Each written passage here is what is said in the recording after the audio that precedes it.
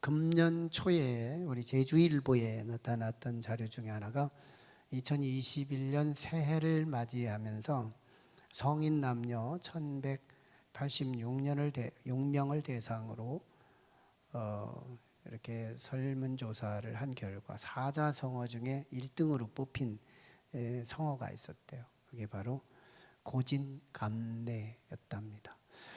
쓸고 다할진, 달감 올래.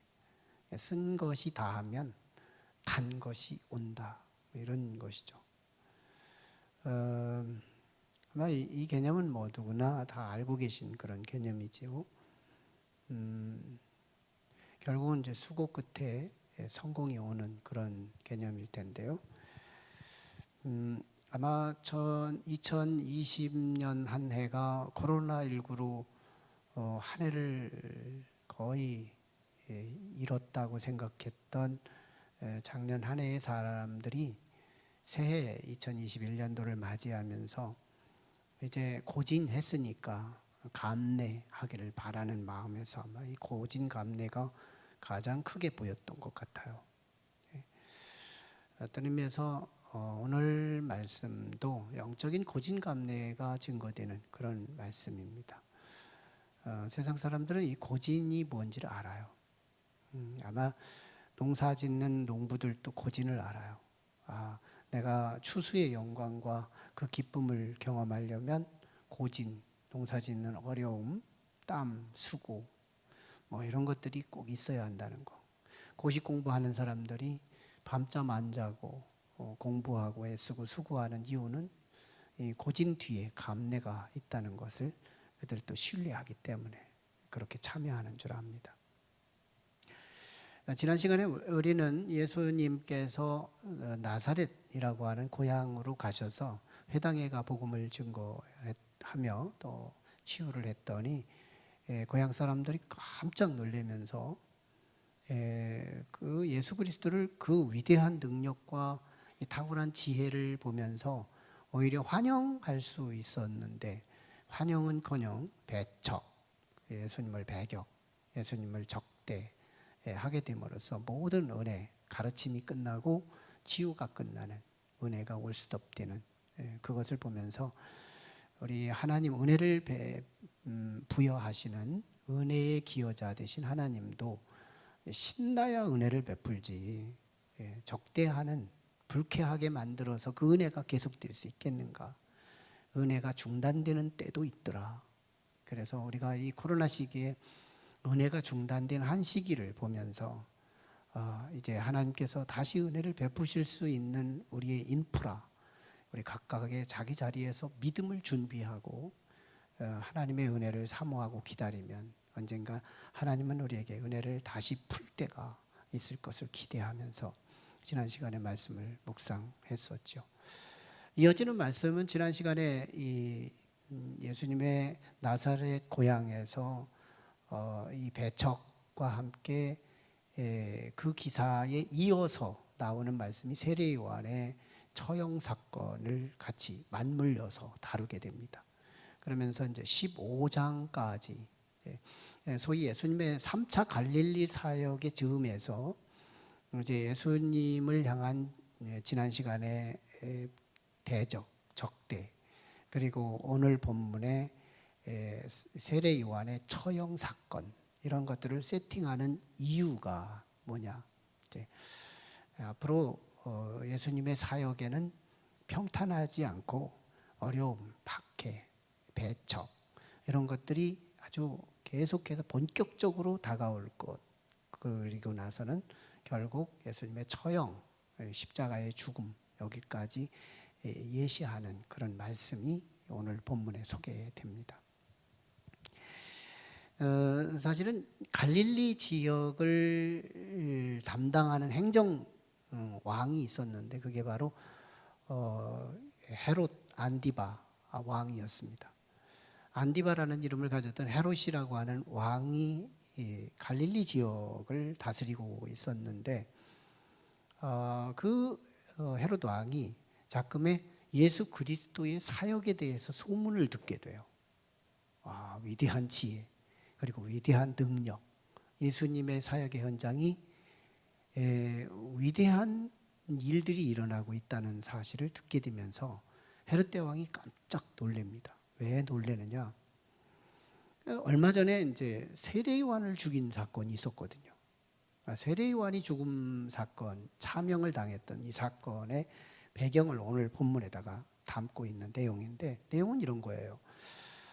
헤롯 대왕이 세상의 권세를 가지고 자기 동생 빌립이라고 하는 그 아내, 헤로디아의 아내, 그 아내를 자기 아내로 뺏어서 자기 아내로 삼아요.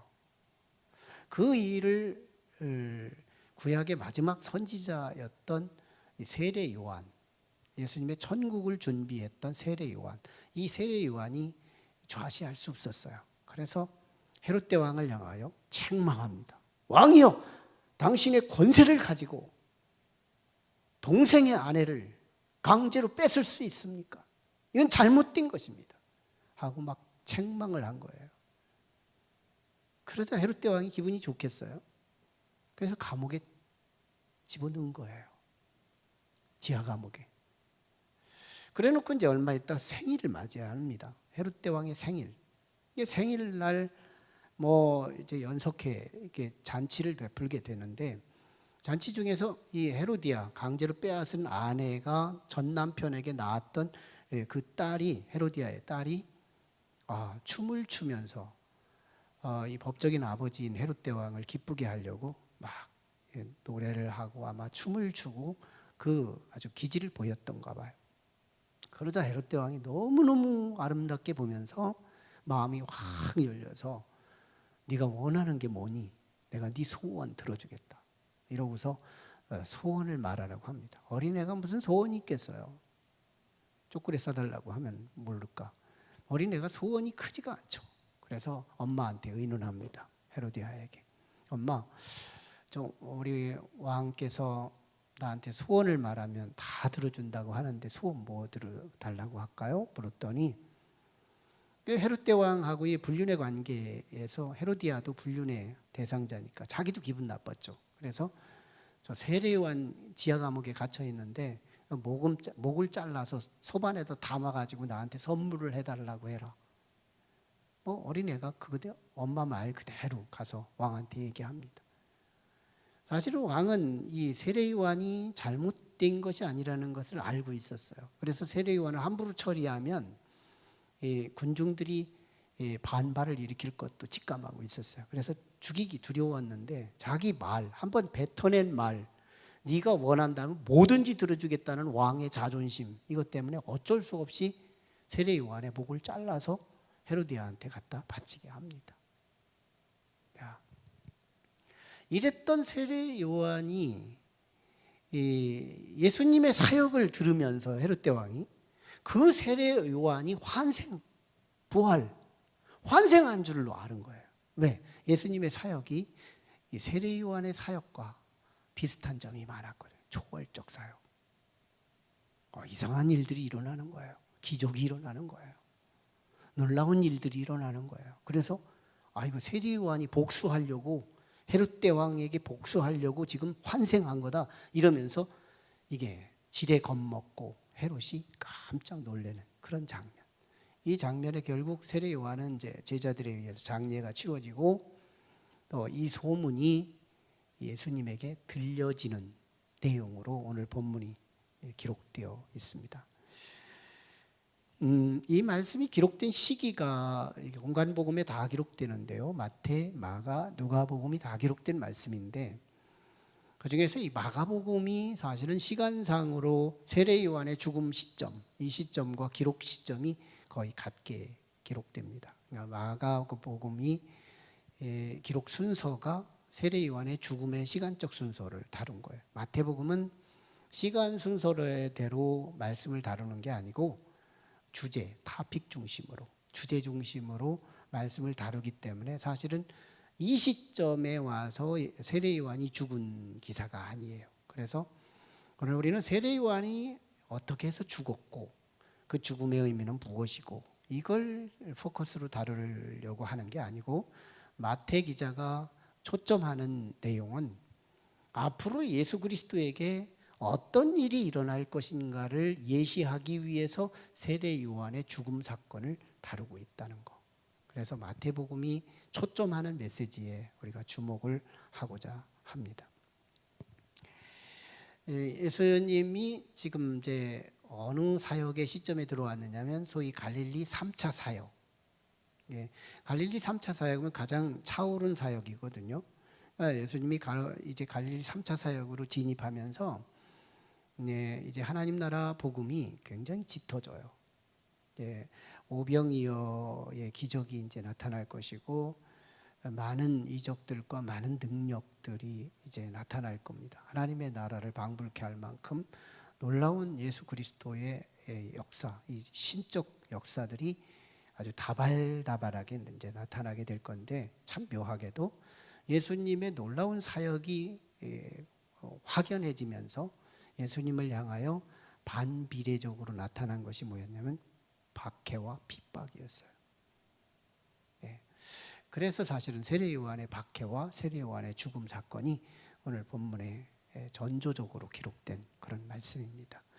그래서 이 두 세례 요한의 이 차명 사건에 의미하는 바가 두 가지인데, 첫째, 예수님에게 고지되는 첫 번째 교훈은 예수님에게도 이제 박해가 시작된다는 것을 말하고 있습니다.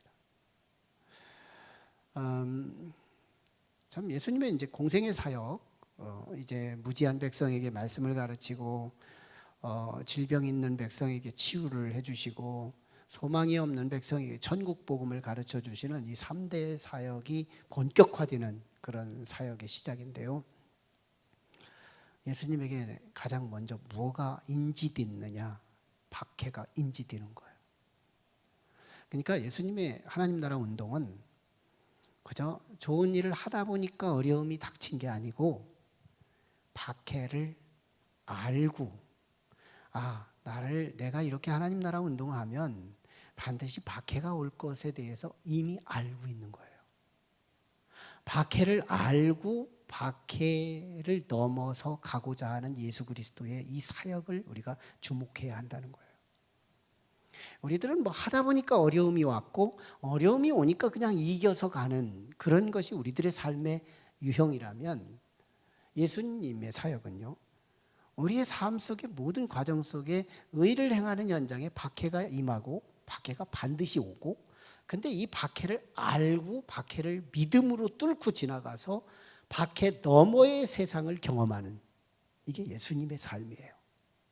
참 우리가 믿음의 선조 되시고 시작 되신 예수님에게서 이 믿음을 배워야 한다는 것이죠.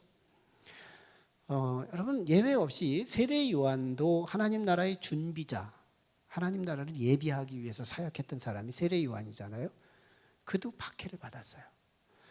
하나님 나라의 시작이 되신 예수 그리스도, 그분도 박해를 받았어요. 그러니까 하나님 나라의 건설자, VIP 되는 두 분, 세례 요한, 예수님 모두가 다 박해를 받은 거예요. 그러므로 이 하나님 나라 이 사건을 통해서 우리에게 주어지는 교훈이 두 가지인데요. 하나는 태도예요. 하나님 나라는 박해를 알고 가는 나라라는 거예요. 우리 성도들이 하나님 나라를 바로, 천국을 바로 경험하는 삶이 아니라 우리의 선 지식이, 하나님 나라는, 하나님 나라 백성들은 박해를 알고 가더라는 거예요. 예수님이 박해를 알고 박해를 이겼어요. 우리도 박해를 알고 박해를 이겨가야 된다는 거예요. 그 다음에 진짜 하나님 나라는 박해 너머에 있다는 거예요. 박해 너머에 있다. 이 사실을 우리는 비신자들은 이해할 수 없습니다. 불신자들이죠. 그리고 이 사실을 기복신앙들도 이해하지 못해요. 보통 기복신앙들은 이런 거예요. 믿음을 가지면 다이렉트로 파라다이스를 경험한다. 에덴 동산. 정말 우리가 원하는 것 그 이상이 기다리고 있는 곳. 그래서 믿음이라고 하면 그게 다 경험될 수 있다는 거. 믿음 하나면 그냥 끝난다는 거. 내가 이 세상에 살다가 믿음 하나만 가지면 그 다음에는 파라다이스가 바로 경험된다는 거. 이게 기복신앙자. 그리고 세상에서 믿음을 갖지 않았지만 믿음을 갖고 사는, 요행을 믿고 사는 비신자들 모두가 다 그런 믿음을 갖고 있어요. 그러나 우리의 복음주의 믿음, 정통 신앙은 하나님의 나라는 밖에 너머에 있습니다. 우리는 농사를 져도요, 우리는 공부를 해도요, 고진 너머에 감내가 있다는 거 하잖아요. 고진 너머에 감내가 있잖아요. 이거 안 믿는 사람들도 인정하는 거예요. 근데 왜 신앙 세계에는 왜 밖에 너머에 하나님 나라가 있다는 사실을 우리는 간과하냐고요. 우리는 그냥 믿음만 가지면 기복적으로 그냥 바로 파라다이스를 경험하기를 원하는 거예요. 신앙의 고통을 만나면 당황하는 거예요. 신앙생활하는 과정 속에 어려움을 만나면 알러지 반응을 일으키는 거예요. 왜 내가 예수 믿었는데 이렇게 좋은 일이 안 일어나는 거야? 이게 아니에요. 여러분, 좋은 건 포장이 있는 거예요. 좋은 밤톨 세계는 가시가 있는 거예요. 좋은 것일수록 숨겨두는 거예요. 좋은 것일수록 길거리에다 내놓고 있지를 않는 거예요. 숨겨두는 거예요. 고진 뒤에 감내인 거예요. 핍박 뒤에 하나님 나라가 있는 거예요. 핍박 뒤에 하나님 나라를 두지 않고 그냥 노출시켜버린다면 안 믿을 사람이 누가 있어요? 그렇다면 믿음의 고귀함은 어디 가요? 믿음의 가치가 어디 있어요? 믿음의 참 가치는 핍박 뒤에 있는 것을 바라볼 줄 아는 믿음, 이 가치가 있는 거예요.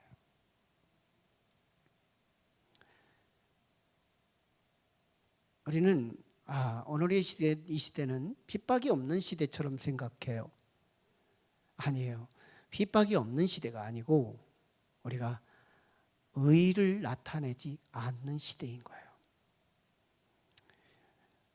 참 의를 나타낸다는 것은 예수 그리스도의 삶을 우리의 삶 속에 반영하고 드러내는 건데요. 예수님의 삶을 우리가 반영하고 드러낼 수 있다면 오늘 또 핍박이 가능해요. 1세기를 살지 않기 때문에 핍박이 없고 공산 치하에 살고 있지 않기 때문에 핍박이 없는 게 아니라 의를 나타내지 않기 때문에. 예수님의 의, 그게 뭐예요? 예배예요. 예수님의 의, 그게 뭐예요? 기도예요. 예수님의 의, 그게 뭐예요? 사명이에요. 예수님이 행했던 그 사역, 그것이 멈추면 우리도 핍박은 없어요. 그러나 우리가 그 의를 드러내면 우리는요, 반드시 핍박이라는 게 생겨요. 여러분, 우리는 핍박을 다시 이해해야 돼요. 핍박은 싫은 거다, 핍박은 피하는 거다, 아니에요. 핍박은 믿음으로 뚫는 거예요. 믿음으로 지나가는 거예요. 핍박은 그래서 좋은 거예요. 마태복음 5장 10절로 12절을 한번 띄워주시고 같이 한번 읽어볼까요? 마태복음 5장 10절로 12절 말씀 시작. 의를 위하여 핍박을 받는 자는 복이 있나니 천국이 그들의 것임이라. 나로 말미암아 너희를 욕하고 박해하고 거짓으로 너희를 거슬러 모든 악한 말을 할 때에는 너희에게 복이 있나니 기뻐하고 즐거워하라. 하늘에서 너희의 상이 큼이라. 너희 전에 있던 선지자들도 이같이 박해하였느니라. 이 말씀이 믿어지시나요? 이거 뭐 어떤 상황 때에 주어진 말씀일까요? 변함없는 진리예요. 박해에 대한 이해. 세상 사람들은 나를 힘들게 하는 걸 굉장히 싫어해요. 그래서 어지간하면 피하고 싶고 어지간하면 면하고 싶어요. 근데 우리 그리스도인은 이 박해에 대한 이해, 참 우리는 피하는 게 아니래요. 받으라는 거예요. 그리고 박해가 있다는 거는 이제 곧 뭐가 있다는 거예요? 하나님 나라가 도래한다는 거예요. 전조, 시그널, 심벌, 이 전조 사건이래요. 곧 하나님 나라가 임할 거래요. 그래, 박해에 대해서 박해가 임하면 우리는 뭐하라? 기뻐하라, 즐거워하라. 이런 박해가 있나요? 없다면 오늘 우리는 1세기를 살지 않기 때문이, 공산치하에 살지 않기 때문에? 아니에요. 의를 나타내지 않기 때문에. 자, 우리는 근황의 일례가 있어요. 이 코로나 시기에 세상을 향해 세상으로부터 교회는 많은 지탄을 받았습니다. 작년도, 금년도 교회는 참 선교하기도 부끄러운 시대에 살고 있어요. 예배드리면 죄가 됩니다. 감염을 막아준다는 이웃 사랑 실천이 교회가 앞서야 된다고 생각하며 앞장서서 교회가 2년 가까이 예배를 안 드리는 교회들이 있습니다. 그리고 여전히 믿음에 따라 어려움을 감수하면서도 하나님께 예배하는 것은 여전히 드려야 된다며 예배하는 교회들이 있어요. 그런데 예배를 안 드린 교회 때문에 욕을 먹는 게 아니라 예배를 드린 교회들 때문에 세상으로부터 교회는 욕을 먹고 있어요. 여러분, 이 욕을 같이 있을까요?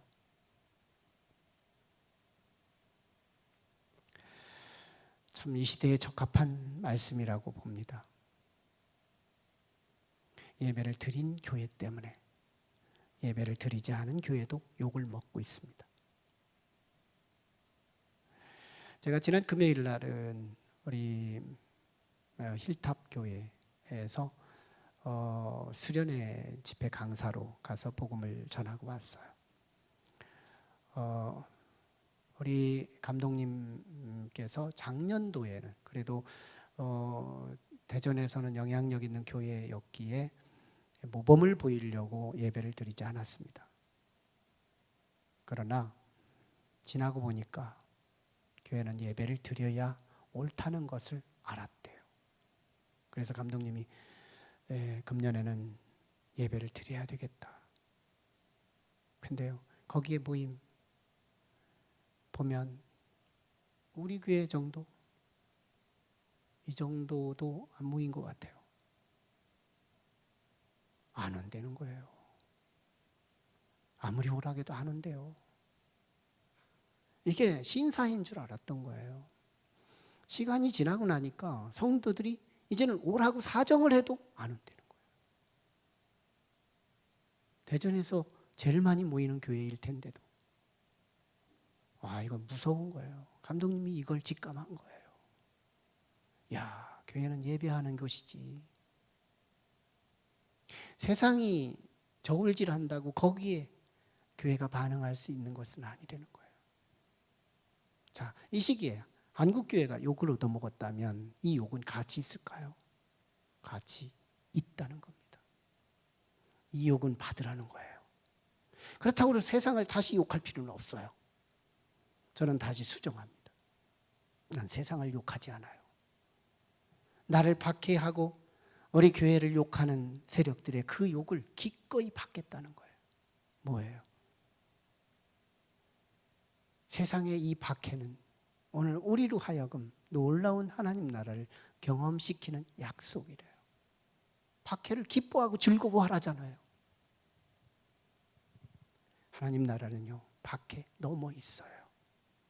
그저 예수만 믿으면 기복신앙자들처럼 믿음과 함께 파라다이스가 바로 연결되는 믿음이 아니고 진짜인 믿음, 보석보다 더 귀한 믿음을 가지면 이 믿음을 누가 방해하느냐? 마귀들이 방해해요.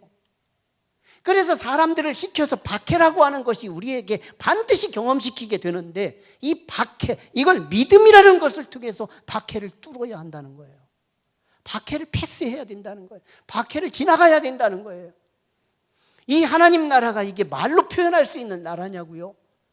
이 천국의 기미, 이 천국의 그 느낌, 경험, 이거 이 세상의 것을 어떻게 표현할 수 있냐고요? 내 내면 속에서 조금 느낄 수 있는 그 천국, 이거요, 박해 뒤에 있다는 거예요. 박해 앞에 있는 게 아니에요. 하나님 나라 좋은 것일수록 보자기가 있고요, 커버가 있는 거예요. 좋은 것일수록 숨겨두는 거예요. 좋은 것일수록 벌려두는 게 아니에요. 고진 뒤에 감래인 거예요. 환난 뒤에 천국인 거예요. 우리가 이 사실을 안다면 교회가요, 죄를 짓고 교회 안에 불의를 저지르고 교회 안에서 비리가 드러나고 사회적 사건 사고 안에 교회의 중직자들이 여기저기서 속출되고, 그래서 욕을 먹으면 교회는 자숙해야 돼요. 그리고 회개해야 돼요. 돌이켜야 돼요. 조심해야 돼요. 그렇지만 교회가 하나님께 예배를 해서, 교회가 선교를 해서 욕을 얻어먹는 이 욕은 기뻐하고 즐거움의 대상이래요. 피하는 대상이 아니래요. 그래서 이 핍박과 이 욕은 먹을수록 별이에요. 한 번 욕 먹고 별 하나 생기고, 두 번 욕 먹고 별 2개 생기고, 3번 욕 먹고 별 3개 생긴다는 이 공식을 우리는 믿어야 되는 거예요. 하나님께 예배가 무슨 죄예요? 그리고 간헐적으로 교회가 확진되는 이유도 있는 것은 그 교회의 사정들이 달라요. 그리고 우리 교회에 확진자 하나도 없었어요. 그런데 우리도 묻어서 확진자 교회처럼 인식되고 속아 있어요. 아니에요. 아니, 확진이 된다고 하더라도 우리는 예배를 갈 수 있는 거예요. 이게 의예요. 의를 위하여 핍박을 받는 자는 복이 있나니, 너희 선조들도 이와 같이 핍박을 받았느니라. 세례 요한도 받았고 예수님도 받았으니 우리도 받아야 되겠다는 거. 핍박을 피해가는 게 아니라 핍박을 정변 도전해서 믿음이 있기에 그 믿음으로 핍박을 향하여 나가서 그 핍박을 뚫고 들어갔더니 파라다이스가 있는 거예요. 천국이 있는 거예요. 하나님의 나라가 있는 거예요. 내가 원하는 그 이상의 것들이 기다리고 있는 거예요. 이게 천국의 법칙이에요. 세례 요한의 핍박과 세례 요한의 죽음 사건이 의미하는 두 번째 의미는, 이제 예수님도 머지않아 십자가에 처형된다는 예고입니다. 그저 사역을 하다 보니까 죽었다, 이 개념이 아니에요. 예수님은 이미 자기가 죽을 것을 벌써 직감하고 있었어요. 자기가 죽을 것을 이미 알고 있었어요. 그럼에도 불구하고 그가 죽음이 두려워서 하나님 나라 운동을 멈췄던가요? 아니에요. 자기의 죽음을 이미 알고 있었는데, 그러면 자기가 사역만 안 하면 죽지 않을 건데, 그런데도 자기의 죽음을 뻔히 알면서도 여전히 하나님 나라 복음을 증거하고, 다음 시간에 나눌 거지만 오병이어의 역사까지 이루어주고, 많은 불치의 환자들을 치유해주고, 모든 소망이 없는 백성에게 소망의 복음을 증거했던 이유는, 예수님은 죽음을 알면서도 이 하나님 나라의 사명이 예수님이 오신 목적이었기 때문인 거예요. 죽음을 알고. 그래서 우리는 죽음, 두 가지 죽음을 생각해야 돼요. 하나는 예수님의 죽음, 또 하나는 나의 죽음. 이거 리얼리티예요. 이거 사실이에요. 아무리 부정해도 예수님의 죽음에 이 사실을 부정할 수 없고요. 아무리 부정해도 나의 죽음, 언젠가는 나에게 다가올 그 죽음을 부정할 사람 아무도 없어요. 이거 사실이에요. 그런데 이 사실에 대한 이해가 부족하면 우리는 죽음이 두려워요. 죽음 앞에서 가급적이면 피하고 싶어요. 죽음 앞에서 우리는 너무너무 소극적이고, 이 죽음 앞에서 우리는 너무너무 쫄짱부가 되어 있어요. 오늘 불신자까지도 될 수 있어요. 우리는 죽음에 대한, 죽기 이전에 죽음을 연습하고, 죽기 이전에 죽음을 이해하고, 죽기 이전에 죽음에 대해서 바르게 훈련할 때, 정작 죽음이 다가올 때 우리는 세례 요한처럼, 예수 그리스도처럼 의연하게 죽음을 맞이할 수 있습니다. 자, 그러면 예수 그리스도의 죽음이 뭘까요? 예수님의 죽음이야말로 너무너무 보배예요. 예수님께는 너무 안타까운 일이고 미안한 일이지만, 예수님의 죽음이 없었다면 천국은 없습니다. 예수님의 죽음 때문에 하나님 나라는 시작됐습니다. 예수님의 죽음이 없다면 이 세상은 절망입니다. 예수님의 죽음 하나 때문에 이 세상은 천국으로 시작했고 우리의 죽음 이후에 영원한 천국이 우리에게 약속되어 있다는 거예요. 예수 그리스도의 죽음만큼 보배로운 게 없어요. 베드로전서 말씀에서 우리에게 주시는 말씀, 베드로전서 1장 18절 19절에 예수님의 죽음이 우리의 대속, 우리의 죄값을 대속했기에 우리는 의로운 자가 돼서 영원한 천국에 들어간다고 약속을 하고 있습니다. 예수 그리스도의 그 죽음. 그래서 예수님의 죽음 이전이 아니라 예수 죽음 이후에 천국이 있다는 사실, 이걸 우리가 알아야 되는 거예요. 그 다음에 우리의 죽음입니다. 우리의 죽음에 어떤 가치가 있는지를 봐요. 요한계시록 14장 13절 말씀을 한번 같이 읽어볼까요? 요한계시록 14장 13절. 네, 시작. 또 내가 들으니 하늘에서 음성이 나서 이르되 기록하고 지금 이후로 주 안에서 죽는 자들은 복이 있도다 하시매 성령이 이르시되 그러하다 그들이 수고를 그치고 쉬리니 이는 그들의 행한 일이 따름이라 하시더라. 예수 그리스도의 죽음이 값지지만 우리의 죽음도 값진 이유가 이제부터 지금부터 예수 그리스도의 죽은 이후부터예요. 예수 그리스도의 죽음 이후부터 주 안에서 죽는 자들은 뭐하다? 복이 있도다. 주 안에서 죽는 자는 복이 있도다요. 죽음 넘어 뭐가 있다는 걸 말하는 거잖아요. 죽음 넘어 지옥이 있다면 이 소리 할 수 있을까요? 죽음 너머에 놀라운 것이 있다는 것을 암시하는 게 뭐예요? 죽음인 거예요. 우리의 죽음이에요. 우리가 죽기 전에 이 소리 하면 시험 들더라고요. 죽음과 너무 멀리 있을 때, 죽음하고 상관없다고 생각할 때 우리는 죽음의 훈련이 필요해요. 죽음에 대한 지식이 필요해요. 성경적 지식이 우리에게 갖춰져야 돼요. 지금 이후로, 예수 그리스도의 죽음 사건 이후로 우리의 죽음은, 주 안에서 죽음은 복이 있도다. 이 말을 자꾸 우리는 구별할 필요가 있어요. 주 밖에서 죽음은 복이 없다는 것을 말하는 거예요. 주 안에서의 죽음은 복이 있도다. 그렇다면요, 우리 진짜 그리스도인, 복음으로 무장된 그리스도인은요, 죽음을 피하려고 하지 않아요. 죽음이 다가오면 능력을 드러내요. 실력을 드러내요. 그냥 아티클한 작은 글 안에 이런 글이 적힌 것을 봤어요. 임종의 실력. 임종의 실력. 진짜 그리스도인들은 임종을 당할 때 드러낸다는 거예요. 임종의 실력을 드러낸다고. 그래서 한 사람의 죽음 과정을 이렇게 잘 진술하면서 이렇게 기록한 글인데요.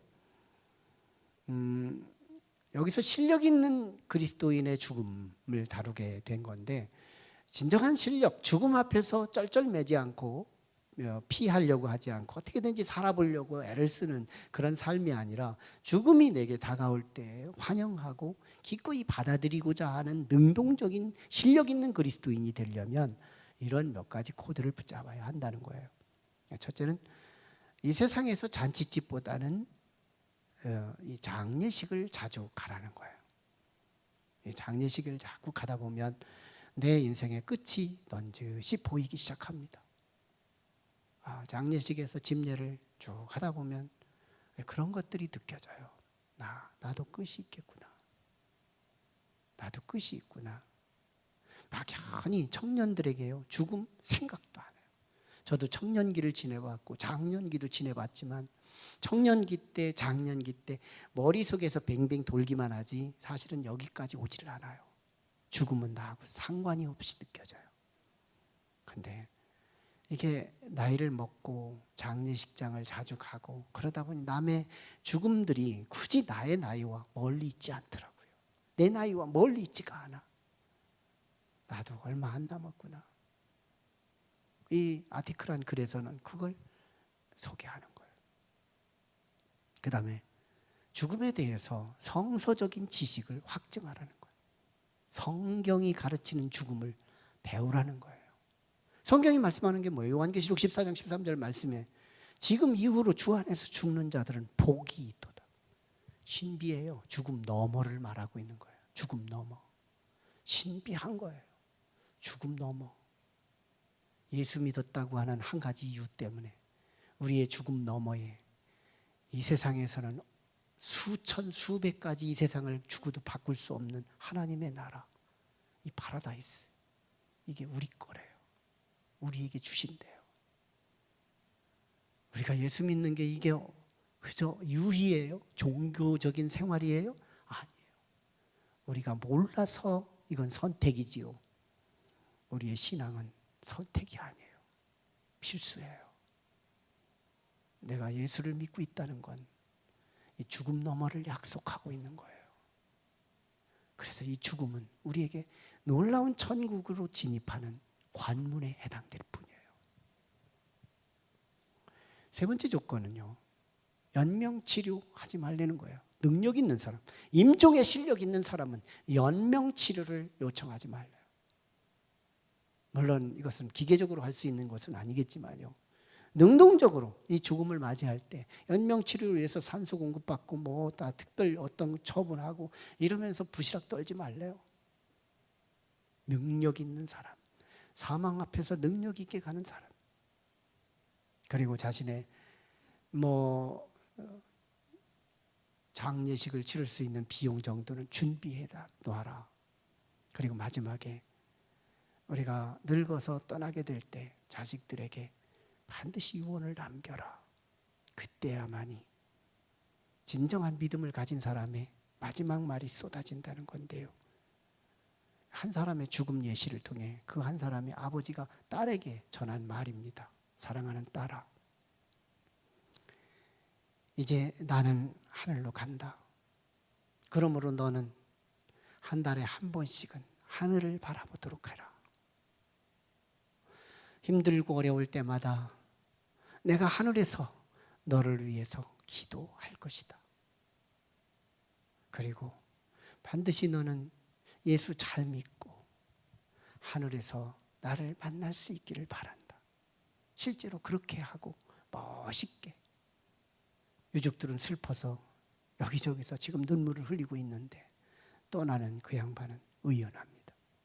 실력이 있어요. 능력이 있어요. 사망이 어쩌지 못해요. 진정한 그리스도인의 가슴을 사망이라는 것이 우리를 위협하지 않더라는 거예요. 못하더라는 거예요. 예수 그리스도의 사망이 그랬잖아요. 사망아 네가 쏘는 것이 어디 있느냐. 사망이 예수 그리스도를 어쩌지 못했던 것처럼.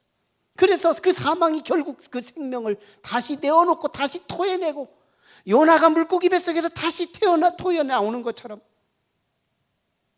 예수 그리스도를 삼키지 못했던 사망, 결국요 천국에서 사망은 우리를 토해내고 말 거예요. 우리는 새롭게 이해해요. 박해 뒤에 복음이 있습니다. 사망 뒤에 천국이 있습니다.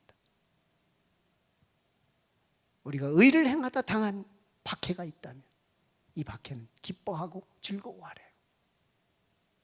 박해에 대한 이해를 새롭게 해야 돼요. 이 시기는, 교회는 욕을 먹는 시기입니다. 욕이 많을수록 유리하다는 거예요. 나는 약속으로 보는 거예요. 느낌으로, 감으로 보지 않아요. 감으로 보면 이 욕은 먹으면 안 되는 거예요. 그러나 나는 약속으로 보기에 이 욕은 달게 먹어야 하는 거예요.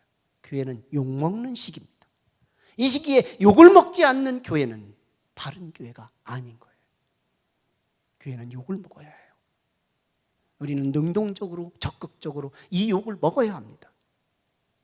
교회를 욕먹게 하는 하나님의 뜻을 실행하는 그 교회가 욕먹지 않는 그 교회까지도 축복이 되고 있다는 사실을 기억해야 해요. 박해는 나쁜 것이 아닙니다. 박해는 한 번의 박해가 별 하나요, 두 번의 박해가 별 두 개예요.